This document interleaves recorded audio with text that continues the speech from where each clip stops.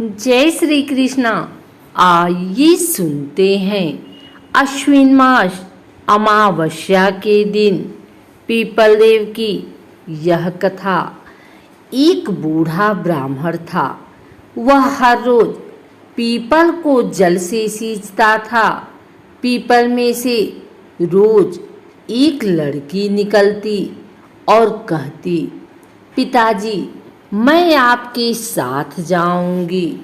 यह सुनते सुनते बूढ़ा दिन ब दिन कमजोर होने लगा।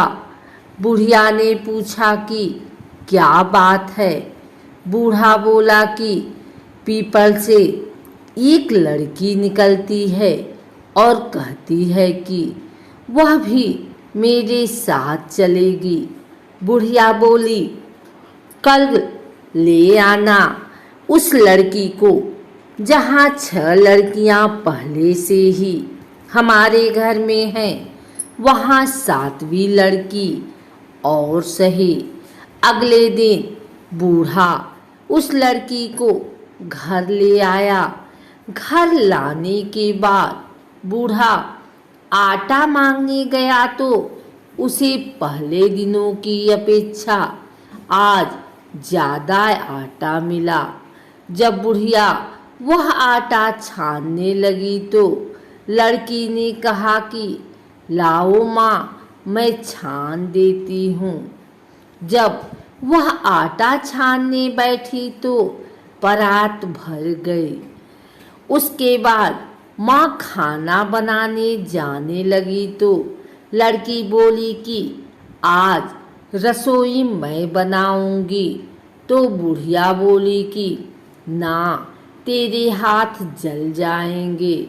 लेकिन लड़की नहीं मानी और वह रसोई में खाना बनाने गई तो उसने तरह तरह के 36 व्यंजन बना डाले और आज सभी ने भर पेट खाना खाया। इससे पहले वह आधा पेट भूखा ही रहते थे। रात हुई तो बुढ़िया का भाई आया और कहने लगा कि दीदी मैं तो खाना खाऊंगा। बुढ़िया परेशान हो गई कि अब खाना कहाँ से लाएगी। लड़की ने पूछा कि माँ क्या बात है।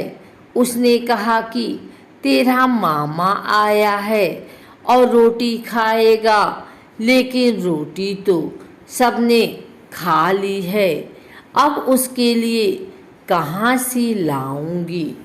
लड़की बोली कि मैं बना दूंगी और वह रसोई में गई और मामा के लिए 36 व्यंजन बना दिए। मामा ने भर पेट खाया और कहा भी, ऐसा खाना इससे पहले उसने कभी नहीं खाया है। बुढ़िया ने कहा कि भाई तेरी पावनी भांजी है, उसी ने बनाया है। शाम हुई तो लड़की बोली कि माँ चौका लगा के चौके पर दिया जला देना, कोठे में मैं सोऊंगी। बुढ़िया बोली कि ना बेटे, तू डर जाएगी। लेकिन वह बोली कि ना, मैं ना डरूंगी, मैं अंदर कोठे में ही सोऊंगी। वह कोठे में ही जाकर सो गई। आधी रात को लड़की उठी और चारों ओर आँख मारी तो धन ही धन हो गया। वह बाहर जाने लगी तो एक बूढ़ा ब्राह्मण सो रहा था।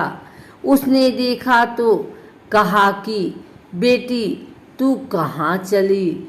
लड़की बोली कि मैं तो दरिद्रता दूर करने आई थी, अगर तुम्हें दूर करवानी है तो करवा लो।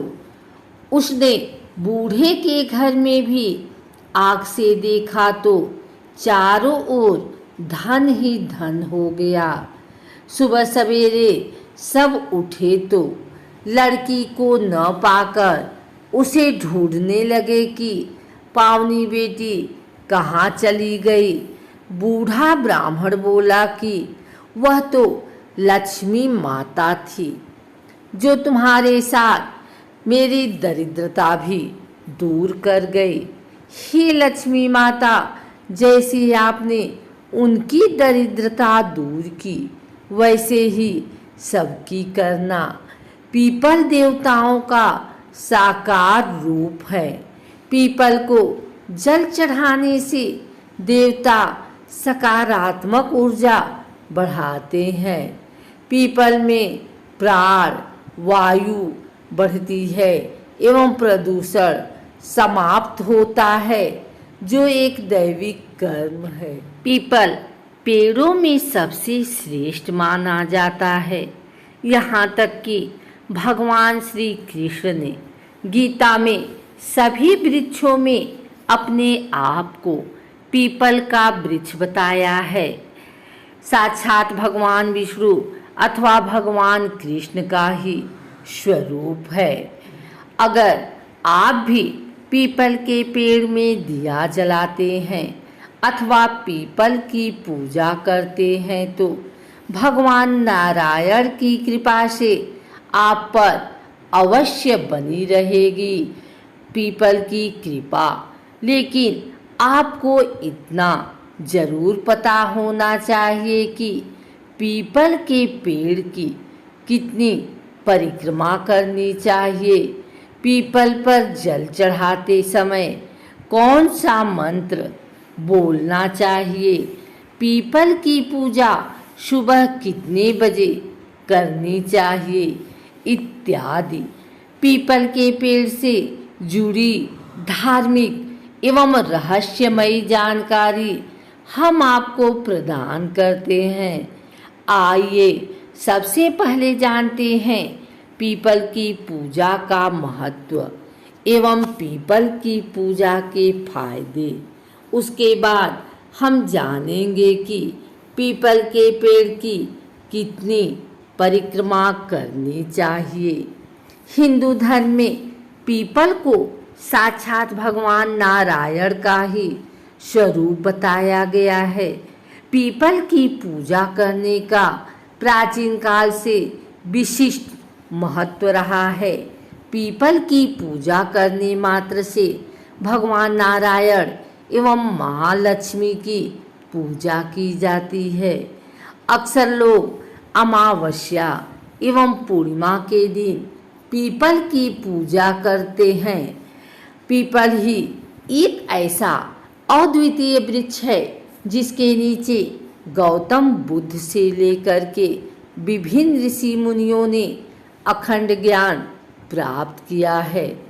पीपल के वृक्ष को देखकर हैरान होते हैं, क्योंकि पीपल का ही एकमात्र ऐसा वृक्ष है जो 24 घंटे ऑक्सीजन छोड़ता है।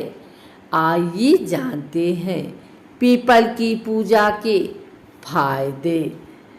पीपल भगवान नारायण का स्वरूप है। पीपल में ही माँ लक्ष्मी का भी वास माना जाता है। पीपल के पेड़ में जल चढ़ाने के लिए विशेष बात का ध्यान रखना चाहिए कि सूर्योदय से पहले पीपल के पेड़ में कभी भी जल न चढ़ाएं। सूर्योदय से पहले पीपल का पेड़ देखना भी नहीं चाहिए और ना ही पीपल के पेड़ के पास जाना चाहिए। जब सूरज उग जाता है उसके बाद ही पीपल के पेड़ में जल चढ़ाना चाहिए। ऐसा शास्त्रों में उल्लेख पाया जाता है। सूर्योदय से पहले पीपल के पेड़ के पास जाने से अथवा पीपल के पेड़ की पूजा करने से, पीपल के पेड़ में जल चढ़ाने से, पीपल के पेड़ की परिक्रमा करने से घर में दारिद्र्य आता है। अतः सूर्योदय के बाद ही पीपल के पेड़ में जल चढ़ाना चाहिए।